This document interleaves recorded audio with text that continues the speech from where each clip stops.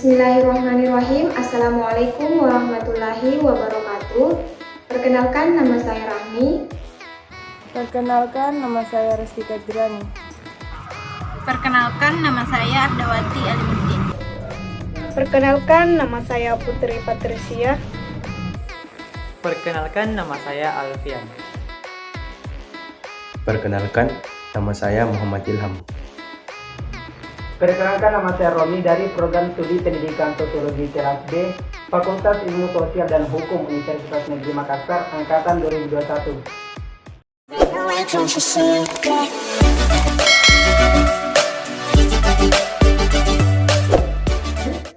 Halo teman-teman, di video kali ini kami ditugaskan untuk membahas salah satu kasus yang berkaitan dengan perbandingan hukum. Berikut videonya.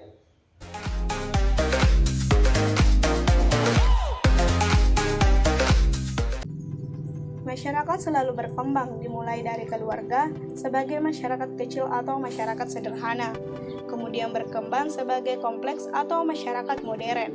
Perkembangan masyarakat selalu dibarengi dengan timbulnya hukum untuk mengatur dan mempertahankan sistem pergaulan hidup anggota-anggotanya.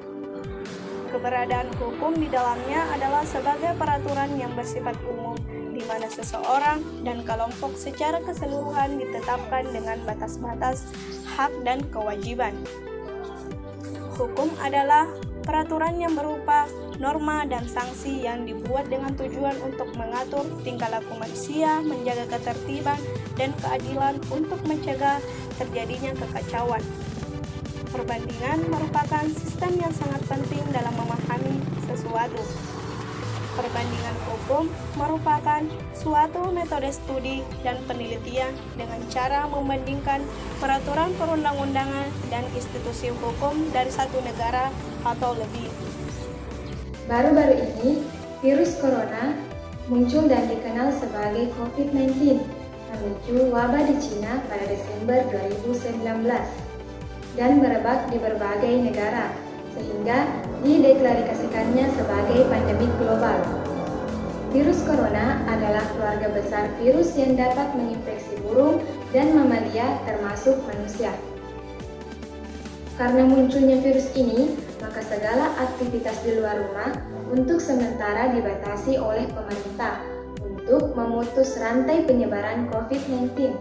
Salah satunya menghindari kerumunan, seperti restoran, rumah makan, kafe, pedagang kaki lima, dan lapak jajanan, baik yang berada pada lokasi tersendiri maupun di pusat perbelanjaan. Begitupun dengan tempat-tempat ibadah, penutupan fasilitas umum, serta kegiatan seni atau budaya, olahraga, dan sosial kemasyarakatan yang dapat menimbulkan keramaian dan kerumunan ditutup untuk sementara waktu, yang bertujuan untuk menanggulangi penyebaran virus corona. Namun, siapa sangka kebijakan pemerintah ini seringkali diabaikan bahkan dilalaikan oleh sebagian besar masyarakat. Salah satunya seperti pada kasus berikut. Sini saya akan menjelaskan mengenai kasus kerumunan. Seperti kita ketahui bahwa hukum seringkali tidak sesuai dengan peraturan yang berlaku, bahkan tidak seimbang antara sanksi yang diberikan oleh para pelanggar hukum. Misalnya pada kasus Habib Rizky Shihab, yaitu acara Maulid Nabi dengan akad nikah putrinya, yang terjadi pada tanggal 10 Desember tahun 2020. Acara ini menimbulkan kerumunan massa yang dihadiri oleh masyarakat dengan jumlah yang padat. Rizky Shihab resmi ditetapkan sebagai tersangka kasus dugaan kerumunan oleh Polda Metro Jaya dengan ancaman 2 tahun penjara. Rizky Shihab disangka melanggar pasal 160 KUHP yang berbunyi barang siapa di muka umum dengan lisan menghasut supaya melakukan perbuatan pidana, melakukan kekerasan terhadap penguasa umum, baik ketentuan undang-undang maupun pemerintah jabatan yang diberikan berdasarkan ketentuan undang-undang, diancam dengan pidana penjara paling lama 6 tahun atau pidana denda paling banyak Rp4.500. Kemudian pada kasus yang kedua yaitu kasus kerumunan di Megamendung, yaitu awalnya terjadi pada saat Rizky Shihab mengunjungi markas Saria Agrokultural yang terjadi pada tanggal 13 November tahun 2020. Dalam kegiatan itu terjadi kerumunan massa yang menyambut kedatangan Rizky Shihab setelah beberapa hari pulang dari Mekah. Sebagian besar massa tidak mengenakan masker. Kasus itu kemudian diusut oleh Bareskrim Polri dengan menetapkan Rizky Shihab sebagai tersangka dengan 10 bulan penjara. Penetapan Rizky Shihab ini berdasarkan pada hasil gelar perkara yang dilakukan oleh Polda Jawa Barat pada Kamis 17 Desember tahun 2020. Nah, itulah tadi yang dapat saya jelaskan mengenai kasus kerumunan Habib Rizky Shihab. Selanjutnya kasus BTS akan dilanjutkan oleh Ardawati Alimuddin. Kasus BTS dimulai dengan adanya kerumunan yang terjadi di tengah pandemi virus corona di beberapa lokasi gerai McD yang berimplikasi pada penutupan puluhan gerai tersebut. Paket BTS Meal yang diluncurkan pada hari Rabu tanggal 9 Juni dibanderol dengan harga 50 ribuan. Yang menjadi incaran para penggemar BTS atau yang disebut dengan ARMY dalam BTS Meal adalah bungkusnya yang berwarna ungu dan tertulis logo BTS. Sebagian besar pemesanan dilakukan melalui layanan ojek online hingga mengakibatkan antrian ojol membludak di beberapa gerai McD. Para driver ojek online tersebut harus antri selama berjam-jam demi memperoleh menu yang dipesan oleh pelanggannya, yaitu BTS Meal. Akibat kerumunan tersebut, puluhan gerai McD di Indonesia ditutup untuk sementara waktu dan diberi sanksi tertulis serta denda uang karena melanggar protokol kesehatan. Kepolisian Polda Metro Jaya juga memanggil pihak McD atas kerumunan yang terjadi. Dari kasus Habib Rizik Shihab dan kasus dari pihak penyelenggara BTS McDonald's dapat dibandingkan hukuman yang diberikan, mengingat dari dua kasus tersebut sanksi dan hukuman yang diberikan tidak sesuai, padahal inti permasalahannya sama, yaitu kerumunan baik dari Habib Rizik Shihab maupun dari pihak penyelenggara BTS McDonald's. Hukuman dan sanksi yang diberikan Habib Rizik Shihab yaitu dengan membayar uang denda sebesar 50 juta ditambah 10 bulan penjara. Sedangkan dari pihak penyelenggara BTS McDonald's yaitu dengan membayar uang denda sebesar 50 juta ditambah sebagian gerai miliknya ditutup 1 kali 24 jam. Melihat sanksi dan hukuman yang diberikan tidak sesuai dengan aturan konstitusi negara sebagaimana yang tercantum dalam pembukaan Undang-Undang Dasar Negara Republik Indonesia tahun 1945 pasal 27 ayat 1 yang berbunyi, segala warga negara bersamaan kedudukannya di dalam hukum dan pemerintahan dan wajib menjunjung hukum dan pemerintahan itu dengan tidak ada kecualinya, di mana dalam pasal ini menegaskan bahwa semua orang yang melanggar hukum akan diberikan hukuman sesuai dengan aturan yang berlaku. Melihat hukuman yang diberikan tidak sesuai, tentu merugikan sebagian pihak yang terlibat dalam pelanggaran hukum itu. Bagaimana tidak, pelanggaran masing-masing kedua kasus tersebut sama, yaitu kerumunan di tengah diberlakukannya pemberlakuan pembatasan kegiatan masyarakat atau PPKM.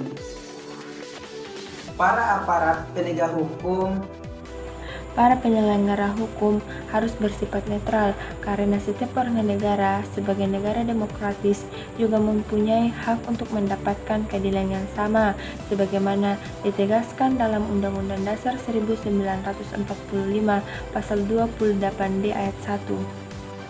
Setiap orang berhak atas pengakuan, jaminan, perlindungan, dan kepastian hukum yang adil, serta perlakuan yang sama di hadapan hukum dan ayat 3.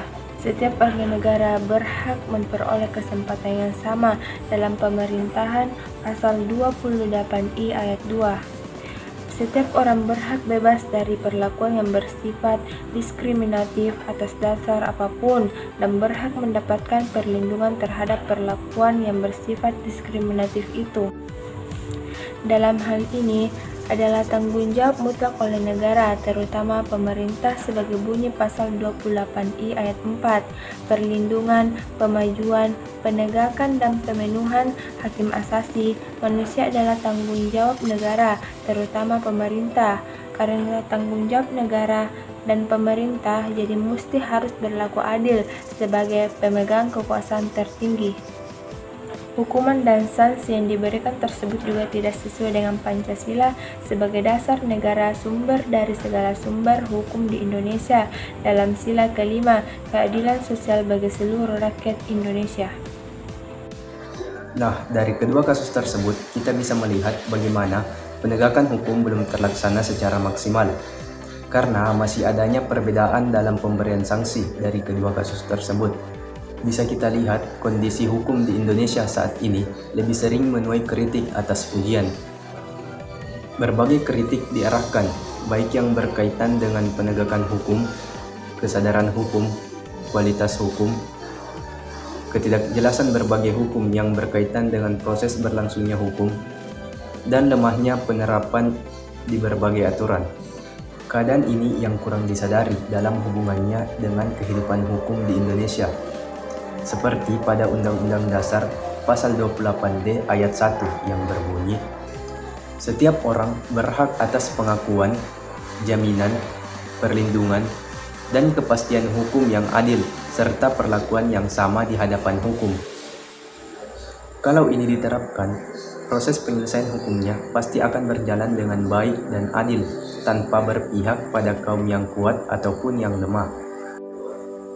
Munculnya berbagai aksi protes terhadap aparat penegak hukum di berbagai daerah menunjukkan bahwa sistem dan praktik hukum kita sedang bermasalah. A'udzu billahi minasy syaithanir rajim. Bismillahirrahmanirrahim. Innallaha ya'murukum an tu'addu amanati ila ahlihi wa idza hakamtu bainan nasi an tahkumu bil adli innallaha ni'ma ya'idukum bihi innallaha kana sami'an basira. Sadaqallahul azim.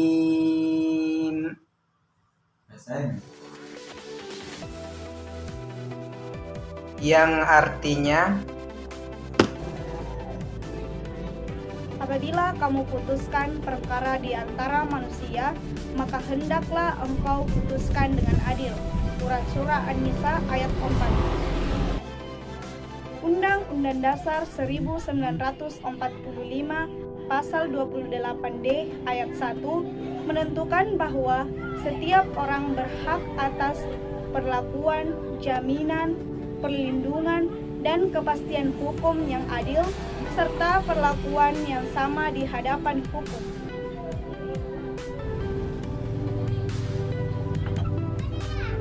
Untuk itu, kami dari kelompok 5 mengajak teman-teman sekalian untuk menghindari kerumunan, menerapkan protokol kesehatan dengan mematuhi perilaku 3M, yaitu memakai masker, menjaga jarak, dan mencuci tangan. Dan mari kita bersama-sama untuk memutus rantai COVID-19. Kami dari kelompok 5 menutup presentasi ini dengan mengucapkan wabillahi taufiq wal hidayah. Wassalamualaikum warahmatullahi wabarakatuh.